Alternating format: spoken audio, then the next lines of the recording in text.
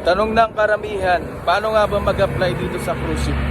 So dati ang pinaka number 1 na requirements natin dyan, dapat ay may experience tayo sa kung anong ina-apply natin na trabaho sa cruise ship. So sa panahon ngayon, pwede na tayo makapasok dito sa cruise ship kahit na wala tayong experience. May mga ilang agency na tumatanggap na kahit wala pang experience, basta graduate tayo ng BSHM. At kung sakaling hindi ka naman graduate ng BSHM, basta may experience tayo sa ina-apply natin trabaho, ay makakapasok na tayo dito. Basta meron tayong passport, pinaka number 1 yan, passport. Kahit na wala pa tayong mga seaman's book, pero mas maganda kung may seaman's book na tayo. Para kung sakaling matanggap tayo o matawagan tayo, mas madali tayo makakapasok o makakasampa. Mas madali na lang yung process nun.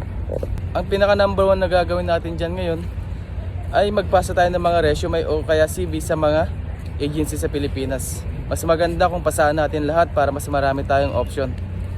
At kung sakaling sinong maunang mag-message sa'yo, ay grab mo na kaagad kasi bibira talaga o mas matagal talaga ang pag-apply dito sa cruise ship. O kaya, sabi nga ng iba, swertihan lang. Pero mas maganda, tip ko, pag nag-apply tayo ay kung gusto mo mas mabilis na makasampa, applyan natin yung may mga bagong barko kasi sila talaga yung nag-hiring o mas hiring at nangangailangan ng maraming tao. Pag may bagong barko, ibig sabihin nun, mas marami ang kailangan na tao. Kaya kung may experience ka, gawa ka na ng resume at magpasa ka na sa mga agency. Huwag ka na mag-alinlangan kasi maraming hiring ngayon na agency dyan sa Pilipinas. So ayun lamang mga kamarino.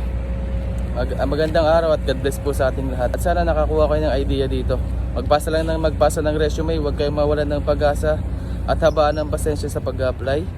Kasi dito sa pagbabarko ay kailangan talaga ng mahabang pasensya. At ilang good luck. God bless sa inyong career. God bless sa inyo. Maraming salamat.